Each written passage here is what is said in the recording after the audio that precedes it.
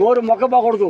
అదే మరి వచ్చినామంటే అదే పొద్దు పుట్టి వేళకి నాకైన భార్యని పద్దుగురు వలే నాకైన బిడ్డని తల్లి పిల్లవలే నీకు బలినిస్తా. అదే మారిగా నీ తురుపు సముద్రాలు పంపిస్తా, నీ పాదాల మీద పడి పంపిస్తా. నీకైన బాల నీకు సాకలించి వచ్చి నిలిచినావు.